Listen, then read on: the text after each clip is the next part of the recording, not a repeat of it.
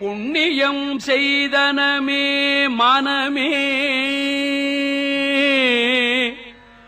புது பூங்குவளை கண்ணியும் செய்ய கணவரும் கூடினம் காரணத்தால் நன்னி இங்கே வந்து